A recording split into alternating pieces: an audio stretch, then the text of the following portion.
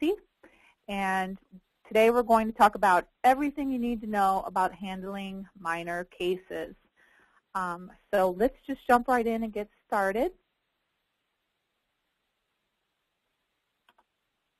So let's start with all of these various letters we're going to be talking about. The first is ARM. We're going to be, the focus of this webinar is attached refugee minors, and that's ARM for short. When you see RA, that stands for the responsible adult on the case. SD is Suitability Determination. M code is the minor code. BID is a best interest determination. DOSPRM, that stands for Department of State, Bureau of Population, Refugees, and Migration. Hopefully most of you already know a lot of these. RMP, obviously, Reception and Placement. URM is Unaccompanied Refugee Minor, which is a particular type of minor case. And UNHCR, obviously, is the United Nations High Commissioner for Refugees. And let me just say also that if anyone has a question or a comment, please type it into your chat function, and I will do my best to answer all questions as we go along.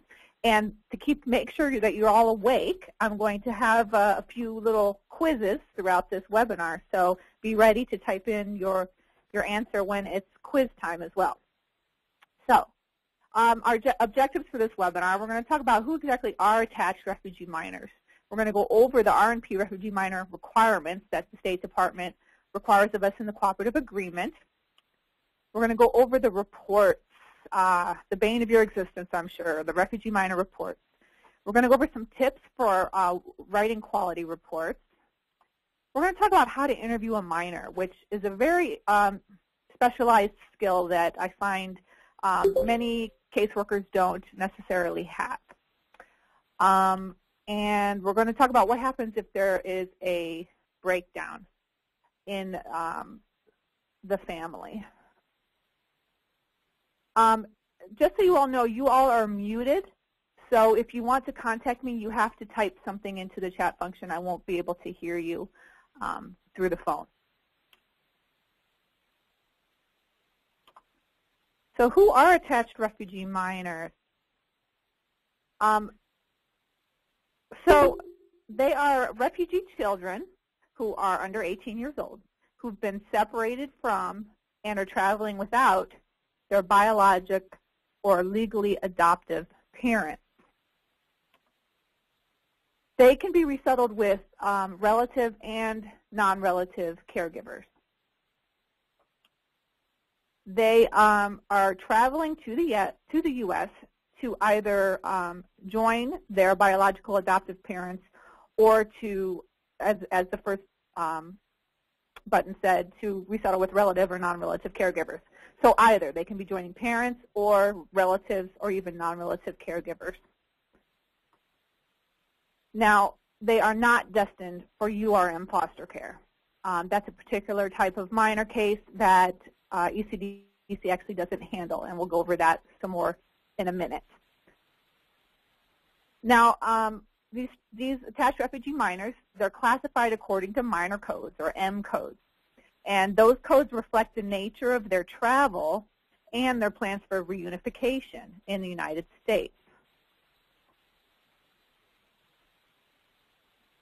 either with relatives or non-relatives. So those are the factors that go into figuring out which code applies to a particular child. Time for the first quiz. Does ECDC handle minor cases destined for foster care? M4 cases. I'll go over the types of cases in a minute, but they're called M4 cases. Type in your answer. These are the cases that go straight to foster care. I only see one answer. Is anyone else paying attention? Please type in your answer. Okay, I see a couple more answers coming in. All right. The answer is no. ECDC does not operate an unaccompanied refugee minor program, URM program. Only USCCB and LIRS has a URM program. So we're going to talk about all the other types of minor cases except for the URM types. So this is a chart. I apologize that it's a little bit blurry, but it was such a good chart that I wanted to share it. And by the way, you will get this PowerPoint after this presentation, so you'll have access to this. So down the left-hand column here, you see all the different types of minor codes. And as I said before, what determines what code they are is who they're traveling with and who they're resettling with. And there's another column here for determining when they have to have the suitability determination done, which we'll go over in a second. So M1s are typical cases where the kids are coming with their parents. This is by far the large majority of all of your cases. And M1 cases, the kids on those cases aren't treated any differently. They're just part of the family. So when we're talking about minor cases, we are not talking about M1. M2 minors, they're traveling with blood relatives, and they're resettling with those blood relatives. Okay? M3 cases, they can either be traveling alone or with non-relatives, and they're going to be resettling with non-relatives. M4s, as I just said, those are the foster care unaccompanied refugee minors. We do not do those types of cases. M5, the kids can either be traveling alone with non-relatives or with blood relatives, but they're coming to resettle with their parents, either their biological or legally adoptive parents. I think you'll find most of your minor cases are M5 cases. They're traveling alone or perhaps with a relative or a non-relative, but they're joining their parents. M6 cases are traveling with non-relatives or by themselves, and they're resettling with blood relatives. And M7s are minors who are married. So they're under 18, but they're married. And so they're going to be an M7 regardless of who they're traveling with or who they're or their anchor relationship in the U.S., but they're resettling with their spouse. We'll go over the suitability determination more later, but you can see here on this column when you do the suitability determination depends on what type of case it is. So we'll go over that more in a second. But I thought this was a really handy-dandy chart. There's no way you're going to memorize all of this, but keep it in a handy spot so that you can refer to it when you need to. I don't even have this memorized, so don't worry about that. So let's talk about refugee minor requirements. So you're going to find these requirements in the Cooperative Agreement, pages 23 through 26. So the reason that we're having this webinar is that minors are a special category of refugees that require additional attention and follow-up. The principal concern is the safety and well-being of the child. It's a requirement in the Cooperative Agreement that minors' case files must be readily identified and segregated. Now remember, this is everyone except for M1s. M1s are the kids that are traveling with their parents. We're not talking about those. So this is for code M2 through M7.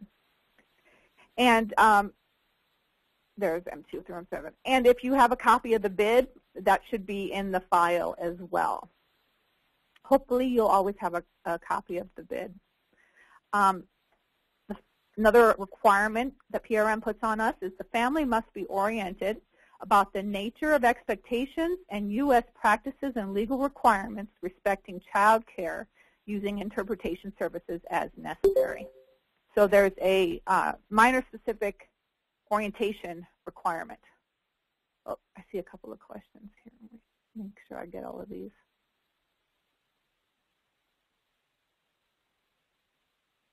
Okay, I think I got all the questions.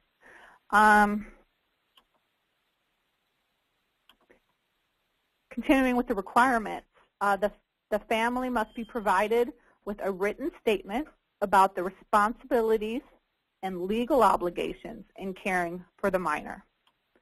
This is for codes M2, M3, and M6, because those are the codes that are resettling with a non-parent. Obviously, if they're resettling with a parent, they already have the legal relationship. This is also, these codes require a statement of responsibility form, which we will go over as well. And you should also provide brochures or forms that you can get created by either your state, your county, or your Child Protective Services on this topic. If you can get them translated, all the better. Finally, the service provider must also provide, quote, regular and personal contact with the minor for at least 90 days. So you have to have regular contact throughout the 90-day period. And finally, the cooperative agreement does require home visits and follow-up reports, which we're going to go into a lot more detail on. Quiz time. Let's see who's, someone has a question. Do M7 minors have the determination filed on arrival with the spouse? And is the spouse the signator on the form? We're going to have another chart where we're going to talk about the forms in more detail, so let me get to that in just a minute, Adriana, and if I don't address it, please bring it up again, but I think it'll be covered by another chart we're going to have in a second. All right, quiz time. Is everyone awake? True or false? There are no special requirements for the creation of minor case files. Type in an answer real quick, just so I can make sure you're awake. Good. Everyone's saying false. The answer is false. As I said, all minor case files must be readily identifiable and segregated. Okay, so here's the chart I was talking about. This is an ECDC created chart that we have provided to all of the affiliates. So you may have seen this already. It sets out for all of the codes, all three forms, and when exactly they're due. So the question about the M7, they don't have to have a minor suitability or a statement of responsibility. They only have to have the 90-day evaluation, and it is done, the time frames, it's done within 14 days after the 90th day of arrival, and it's due to ECDC within 30 days after the 90th day of arrival. So that should answer your question. As you can see here, again, you're not going to memorize all this. You're going to need to refer to this chart often to make sure you know when the various forms are due.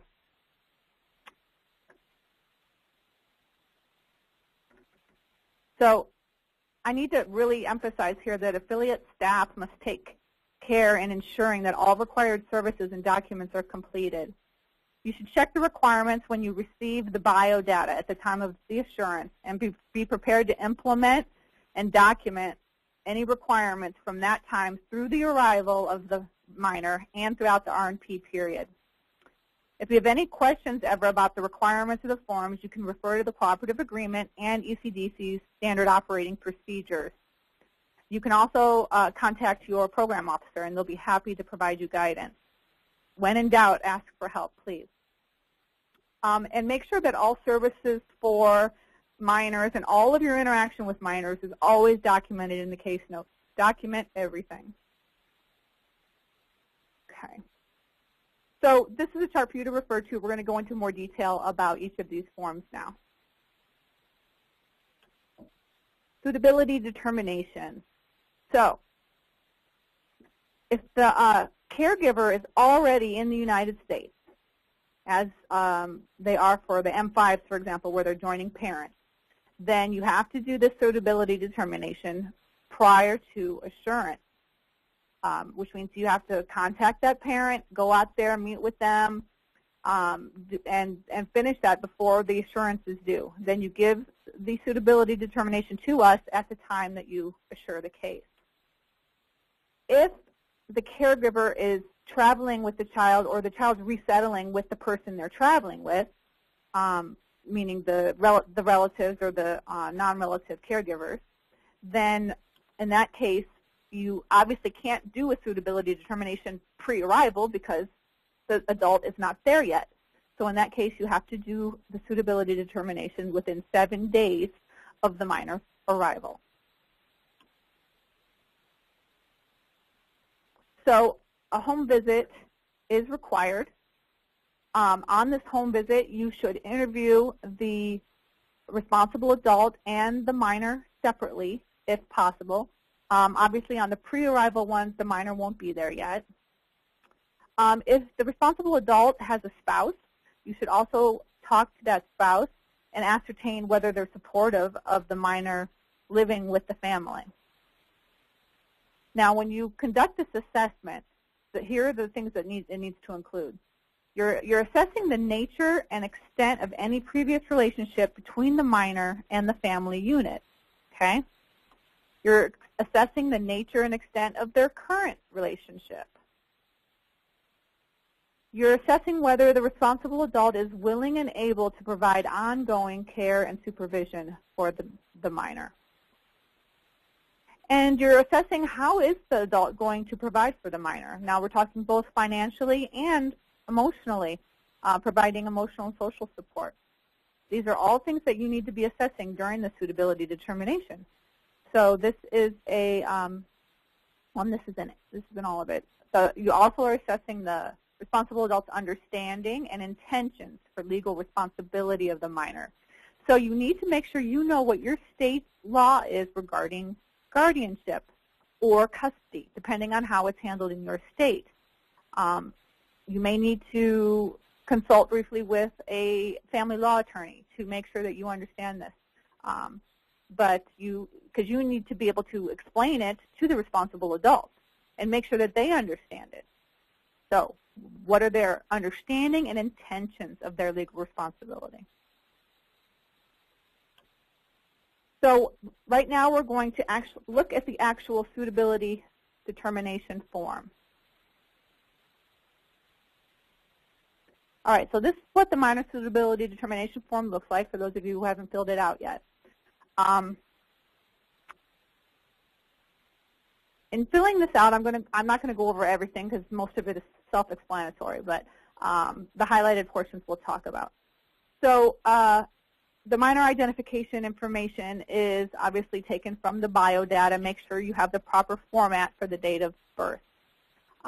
In this section about relationship to minor, keeping in mind that there can be cultural variations in terminology, make sure you're accurate about the relationship. For example, the term aunt may not signify a blood relationship. A more accurate term may be the father's sister. So try to be as accurate as possible. You know, a lot of people call someone their grandmother who's not really their grandmother or their aunt. So you need to signify the blood relationship. Or if there's not a blood relationship, you need to indicate that. The annual income includes all financial contributions from all of the household members. When you're recording the number of bedrooms, make sure that it meets the federal and or your local housing codes, whichever is higher. This has to be compliant with the federal codes. Also ensure that the sleeping arrangements, meaning the number of rooms and the number of beds, are appropriate for all the ages and genders of the occupant. If the minor is not there yet, make sure you know where the minor is going to be sleeping and who else is going to be in that room. Make sure it's appropriate and in line with federal regulations. All persons living in residence with the minor. You list all the individuals who reside in the household, including the parent or guardian. So even if up here under responsible adult, you've already listed that person's information, they want you to relist it here, okay?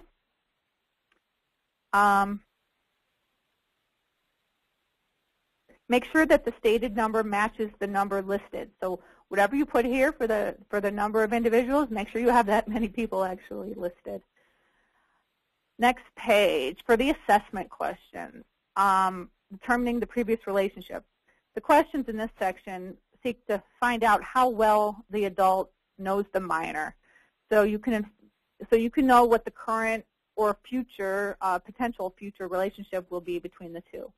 So if a very weak or a non-existent previous relationship could be problematic, it could be a red flag, but not necessarily. But you need to be aware and keep an eye out.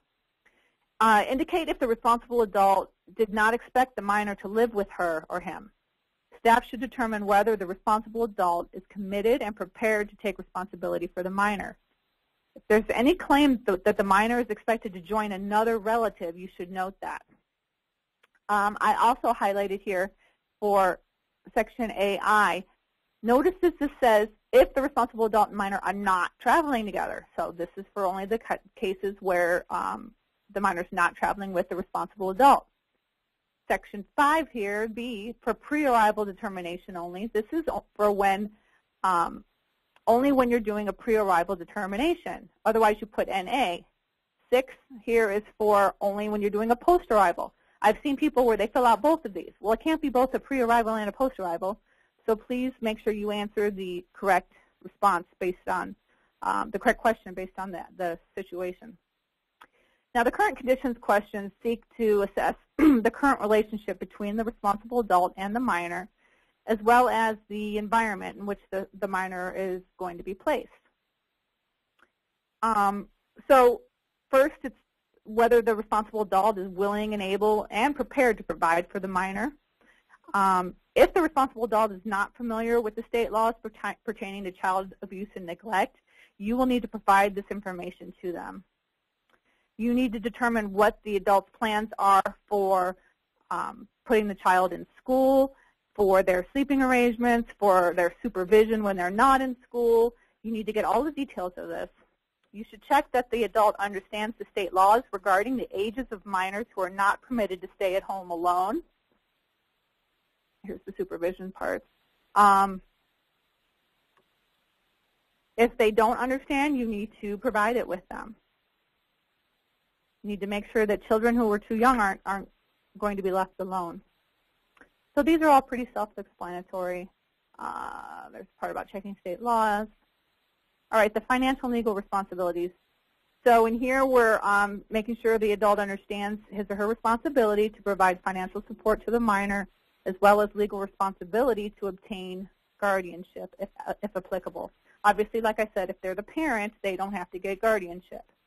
Now, I want to make a note that even if the adult has some sort of guardianship in the home country, or they tell you that they were already made guardian in the home country, I recommend still going forward and having it done in the United States. It will save a lot of headaches down the road.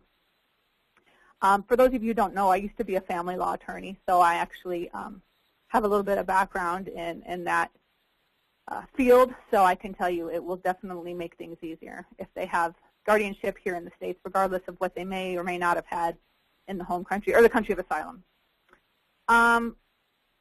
So here, if the adult says they don't intend to obtain legal guardianship, they need to explain why. You need to explore this. If it's because they can't afford the court costs, you need to assure them that you'll help them find low-cost legal assistance. But an adult's refusal to seek guardianship may be a sign that he or she is not committed to fully ensuring the well-being of the minor. It may not, but you need to look into it. So you need to be aware. Agency staff. This section is for staff to provide a follow-up summary and analysis of your interview with the adult.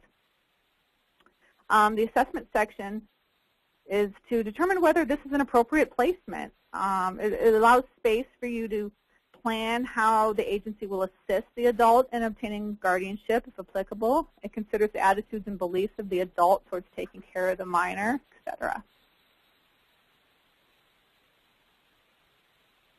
Again, this question here is only for pre-arrival determination, so don't fill this out if it's a post-arrival. And then the recommendation, we'll go over this question here when we get back to the PowerPoint, the part about is anything about what you observed or heard leads you to believe that this placement is not suitable. So if this is not a suitable placement, you're going to explain it here, but I'll go over that more in detail when I go back to the PowerPoint. And the final section is the recommendation. So based on your interview and your assessment, you determine whether this is a suitable placement. If it is suitable, you assure the case and you retain a copy of this form in your file. Or if it's post-arrival, you've already assured the case, you just keep it in the file. And, of course, send it to your program officer. If there are reasons that lead to the understanding that the placement is not suitable, let's see here. Let's go from this slide then. So the placement may be unsuitable. So these are some red flags, okay? If after your assessment you see that the adult and the child don't really seem to know each other, or there's not appropriate space for the child and they don't plan to move to a place with appropriate space. The child, if it's post-arrival, the child's not receiving adequate care, or if the family resists seeking guardianship. Those are all some red flags to look for. So if you determine that it is unsuitable, you need to notify ECDC immediately. The case is returned to RPC, the Refugee Processing Center, where we do allocations, so the minor can be reclassified to enter the U.S. as a URM for foster care.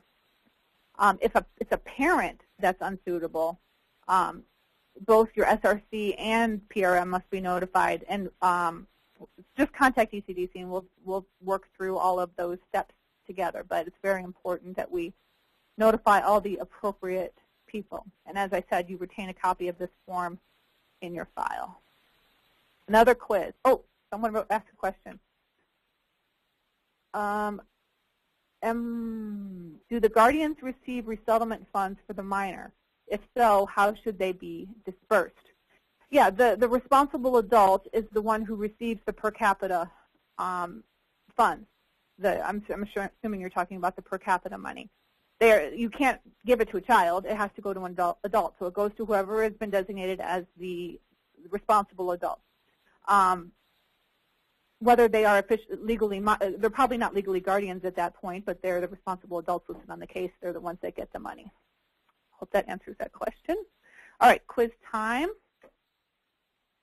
True or false? Suitability determinations don't ever have to be done until after the minor has arrived in the U.S. Please type in your answer.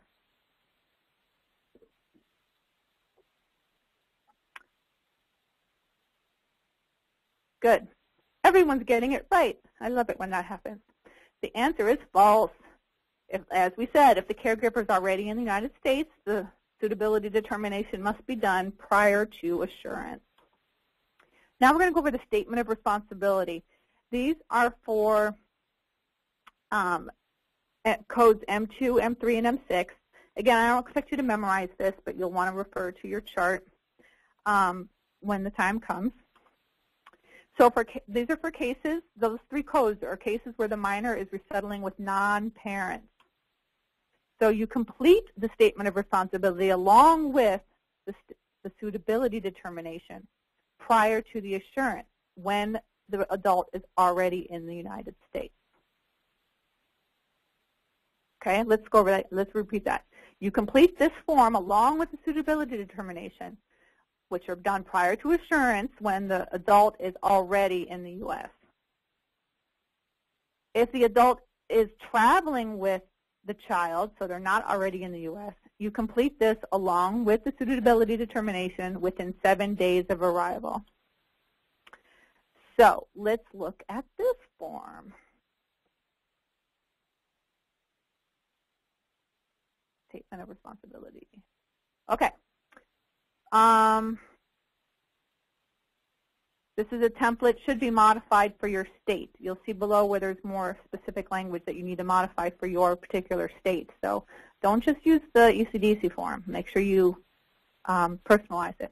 So the primary purpose of this form is to document that the responsible adult understands the nature and expectations of U.S. practices and legal requirements regarding child care and is committed to providing ongoing care and supervision of the minor child. So we, let's see, we get the minor,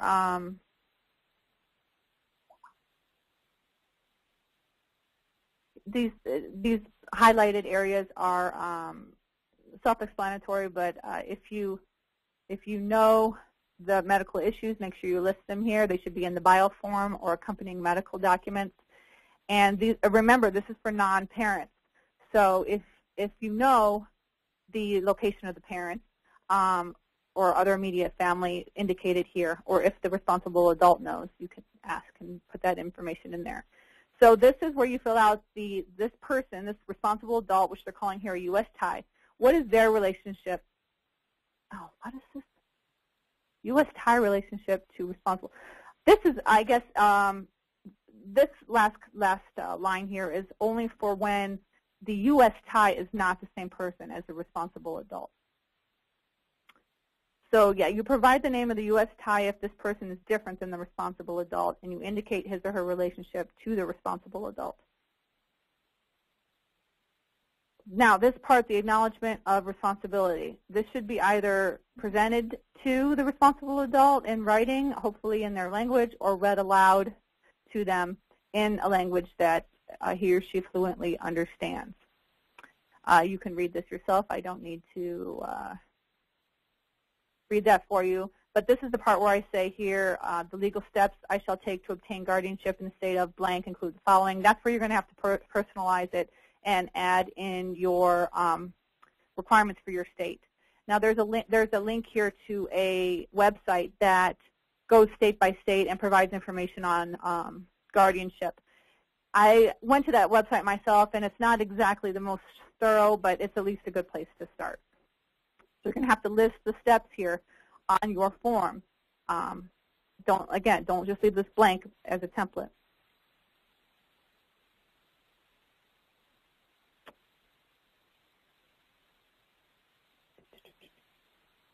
Okay. So by signing this form, the responsible adult acknowledges his or her understanding of the legal responsibilities for taking care of the minor, including legal guardianship, if applicable, and his or her understanding of his or her legal responsibility to pay for the minor's IOM travel loan. Notice this part here. There is a promise to repay. So they need to be aware that they are promising to repay the child's travel loan by taking responsibility. So this is very important that you go over this with them in their language and make sure they truly understand all of this. This is not something to go through quickly. If you use an interpreter, make sure the interpreter signs here as well and that you sign. And then your manager should also review this after you have finished it. You should also give a copy to the responsible adult of this form and then keep a copy in your file. Let's go back to the PowerPoint.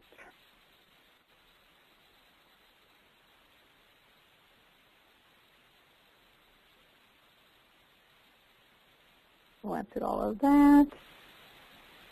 Okay, guardianship. By the way, when you're having these conversations with the adults and you're making sure they're oriented to the U.S. laws, customs, and practices related to child care in the United States, document, document, document. Put it all in the case notes in the minor's file. It's very important to keep good documentation of everything you told them, everything they said to you. Write it all down. All right, so why does guardianship matter? Well, first of all, PRM requires that the suitability determination include an assessment of the requirements of state law, including whether the family unit must be licensed as a foster care provider or must acquire legal custody or guardianship so that the child may legally remain in the household. As I said before, they really should get one guardianship even if they had some sort of legal authority overseas. You also want to make sure the minor wants the adult to have guardianship over them. Okay, the minor has a say in this, so make sure you talk to the minor in private. So your job is to assist the adult, the responsible adult, in finding legal assistance to obtain guardianship. That doesn't mean you have to, walk them, hold their hands through the entire process, but you do need to at least make the referral. So some of the benefits of obtaining guardianship that you can explain is that it gives them the authority to make medical decisions on behalf of the minor.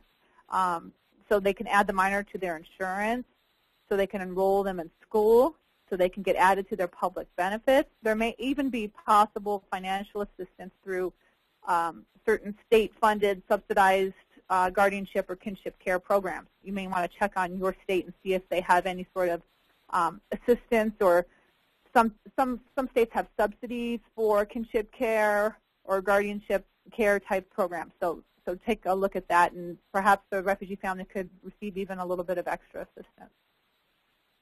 So now we're going to talk about the 90-day minor evaluation form. So you should have been having regular contact with the minor throughout the 90 days, and you've been documenting all of that in the minor's case file. You have to conduct your final home visit within 14 days of their 90th day after arrival.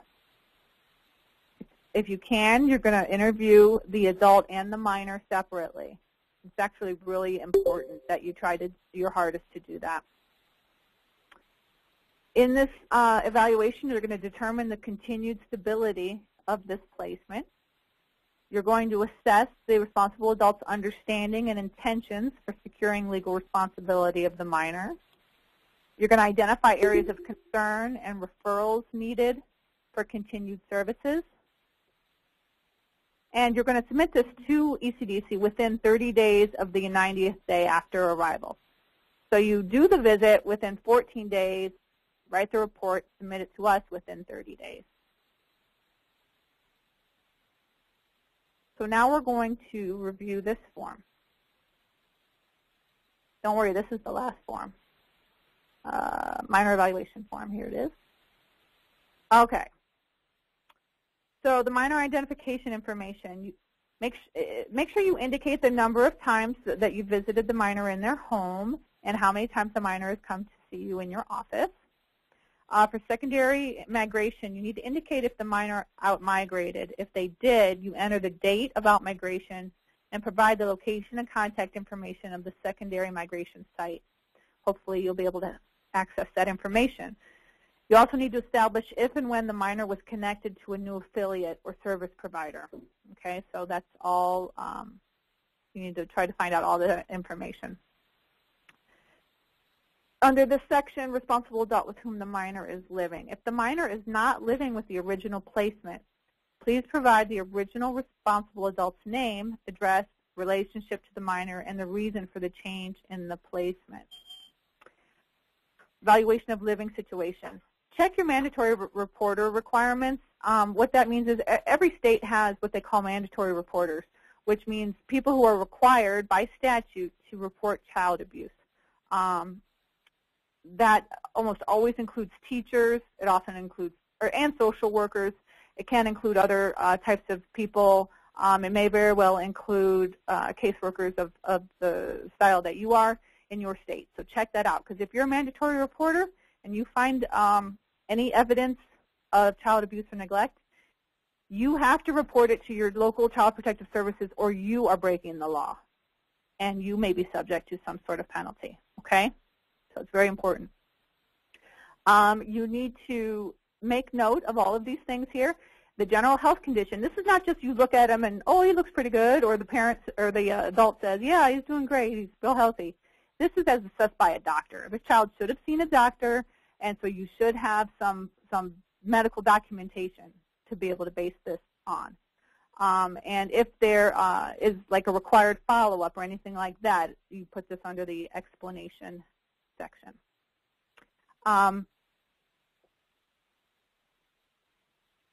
If the medical examination did not take place, you need to provide an explanation for why it didn't take place and what the dates are for the exam. By the 90th day, it should have taken place, but if for some chance it hasn't, please explain it in detail. School section, PRM requires that school-age minors be enrolled in school within 30 days of arrival. You should all know that already. If the minor was not enrolled in school within 30 days or is not currently enrolled, provide an explanation and indicate when the minor child will be enrolled.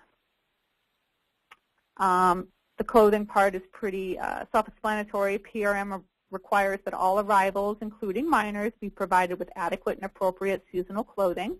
So you need to assess whether the minor has that, including like coat, hat, gloves, etc., shoes that fit, you know, if they're in a cold climate, I mean, for the hat and gloves.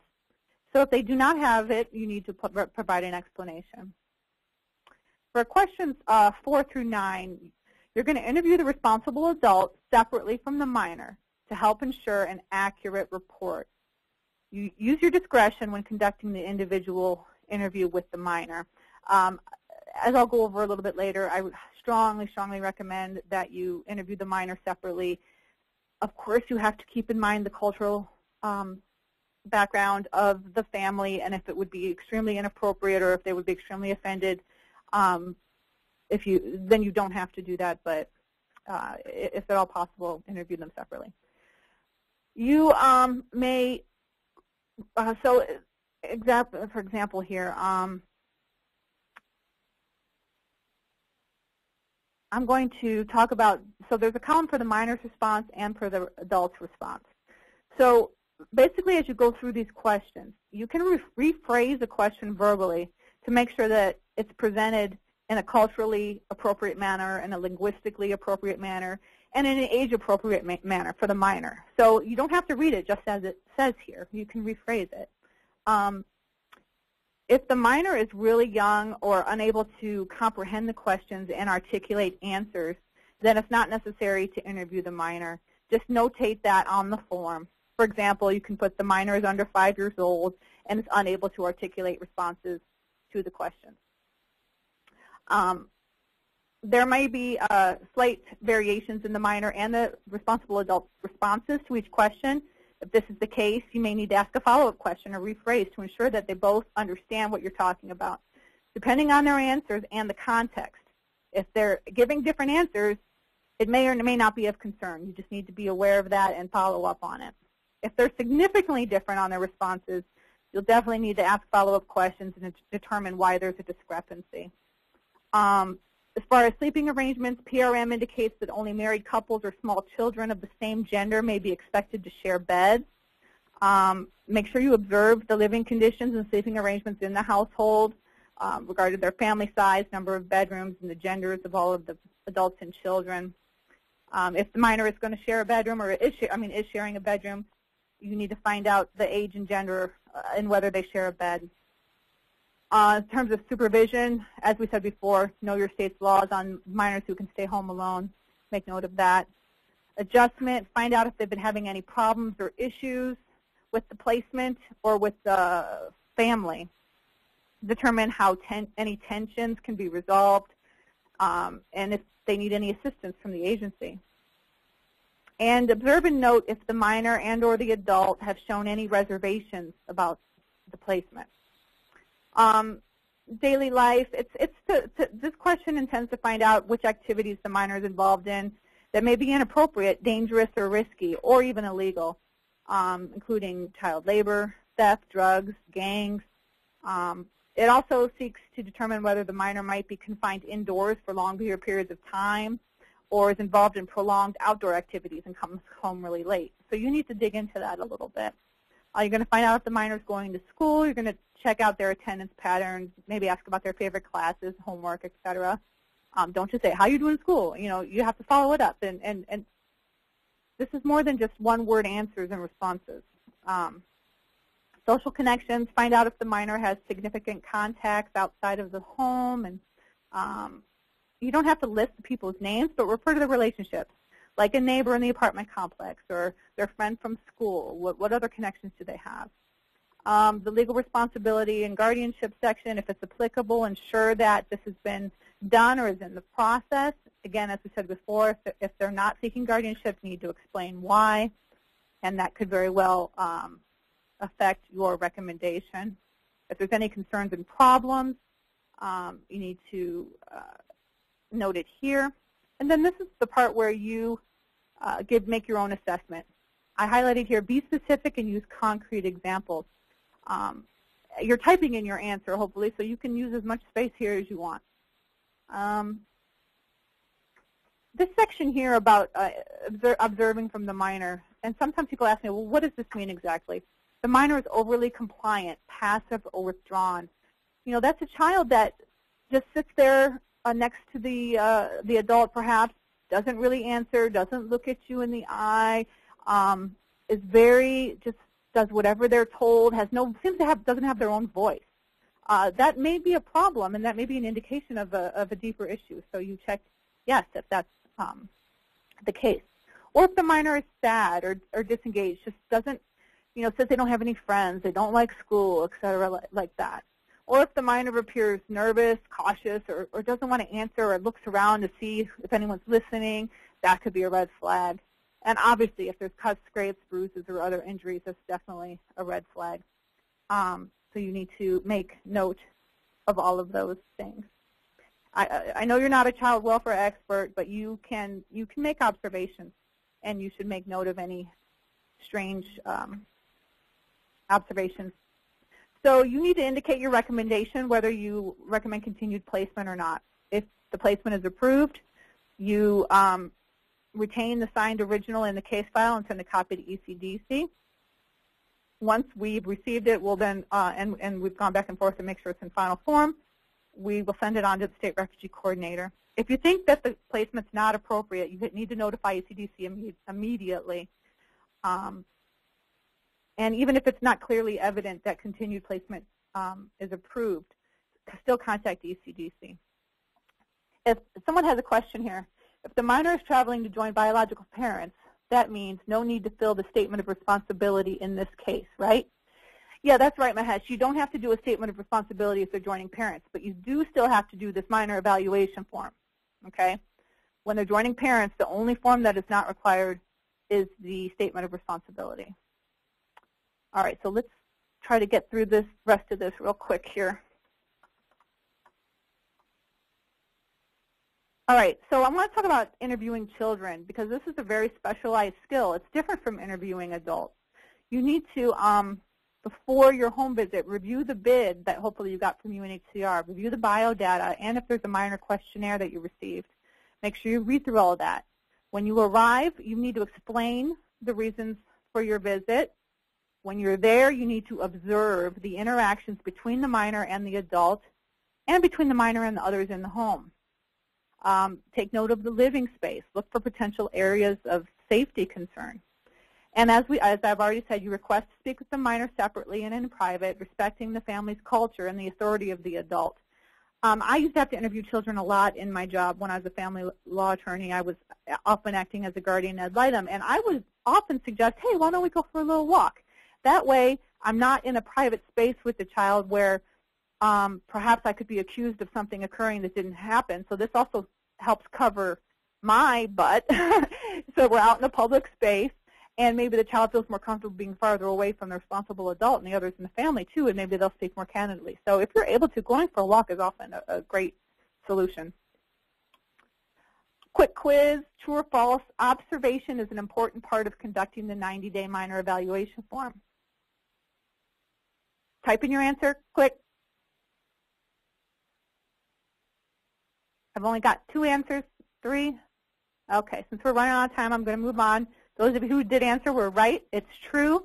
Observation of the minor in his or her surroundings and their interactions with the adult and the other people in the house is extremely important. When you're doing the interview, you explain what you're doing there and why you need to talk to them. You help them feel comfortable and relaxed. It's important to meet the child at his or her level. That may mean sitting on the floor with them. At the beginning of the interview, it's important that you assess the child's developmental level and frame the interview so that age-appropriate techniques are used. Keep in mind that their developmental age may not match what is expected for the child's chronological age, especially if they've been through a lot of trauma or, various situations that refugees come from. Keep that in mind. For very young children, you may not be able to just ask these questions to get answers. It'll be more observation. It'll be more just sort of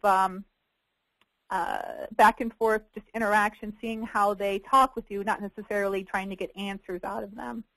But you may want to use like short, simple sentences for younger children. Use kid-friendly terminology. And then when they're really young, you may want to just watch them play even. That can really tell you a lot. Make sure you ask open-ended questions. The research shows that children provide more accurate information when they're freely narrating rather than when they're being asked direct questions. Because open-ended questions allow them to expand on their ideas and give us a better sense of their thinking. You should ask them to describe their home, describe their parents or caregivers, what they enjoy doing. It allows them the freedom to elaborate as they choose. It's definitely more accurate than just asking yes or no questions. Make sure you rephrase the question if they don't understand, or simplify how you're asking it. Maybe break it down into parts.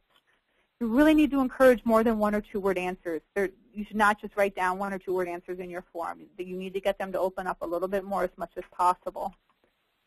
Some things I used to do when I was a guardian ad litem is I would ask the kids to, I would say, if you had 3 wishes and you could wish for anything you want in the world, what would those 3 things be? Those wishes may have nothing to do with the case, but it may very well give you in some insight. If they wish that they were living somewhere else or not living with these particular people, that gives you a really big red flag right there. So the 3 wishes question I always found helpful. You can ask them, what are their favorite things in life? What are their, say, top 3 favorite things, top 5. That can help give you some insight. And you can also ask feeling questions. How do you feel when this happens? How do you feel when that happens? You know, if they're not elaborating, you can use these types of questions to help get them to open up a little bit more. This is a chart for quality reporting tips. I'm not going to go through this in detail because, like I said, you're going to have a copy of this PowerPoint. But basically, you want to provide detailed information, not one-word responses, like I said. Don't use acronyms. Write out the names of the service providers. Your objectives throughout the report until it's time for your recommendation. So you shouldn't say, I think the child is doing well, if it's, you know, in the fact-finding part of the report. You should say the child reports blank or the adult reports blank. If an answer, if a response is not appropriate, write NA. Don't leave it blank. Really give yourself time to think through these questions and the answers. Don't just quickly fill in the answers. You need to individualize the reports. Don't cut and copy responses for siblings or even from past minor cases. I've seen that happen before too. Every case is individual. And make sure that you submit the reports on time and look for feedback from your program officer. Finally, if there is a breakdown, so after resettlement, if a family is no longer willing or able to care for the minor, what should you do? Well, number one, you want to make sure that the minor is safe. You're going to want to call or email your ECDC program officer right away. You're going to need to assess you're going to access family stabilization or other community support services. So you may want to find out ahead of time what kind of services are available in your community. And if there's a breakdown because of abuse, abandonment, or neglect, you definitely need to call Child Protective Services or whatever it's called in your particular area. In terms of domestic violence, you really should be talking about it with the minors during their cultural orientation and also discussing it with the parents and guardians. What seems like discipline to them or could be discipline to them in their home country may be construed as child abuse here in the state. So you need to make sure that they're aware of that and that you're aware of the indicators of child abuse when you're talking with the adults and the children. And finally, a word about child trafficking. We have had rare occasions where a minor in the case claims that the parents are not his or her parents, or that he or she was taken or sold or someone paid for him, etc. So really keep an eye out for that. Of course, that's a very, very serious issue, and you need to be on the lookout for that type of situation.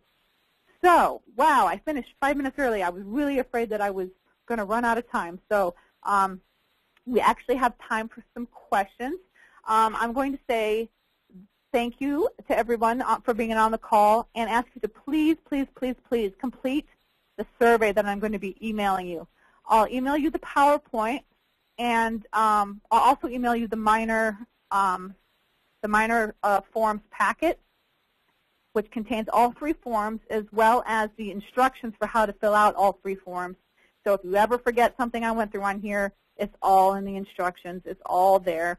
I'll email you those 2 things, and I'm also going to email you a link to a SurveyMonkey survey about this webinar. And I really need you to complete it. It's only, I think, 3 questions. It should take you like less than a minute, seriously. So please complete the survey. It really helps us out a lot here on this end to show PRM that you are learning from these trainings that we're giving. So obviously, please contact me or your ECD program officer if you have any specific questions. Does anyone have any questions right now they want to give me before we log off? Like I said, you can always email me. That's no problem. So, okay, this was a lot of information, guys, and we went over it really quickly. But like I said, you'll have it all in writing. You can refer back to it. But I really hope that now you have a better understanding of how minor cases are special cases. They require special attention, and how these required forms are. It's very important that you take the care and the time to fill these forms out completely and correctly. because PRM looks at them, and it really matters. So thank you so much, everybody. I appreciate it. You can log off now. Thank you.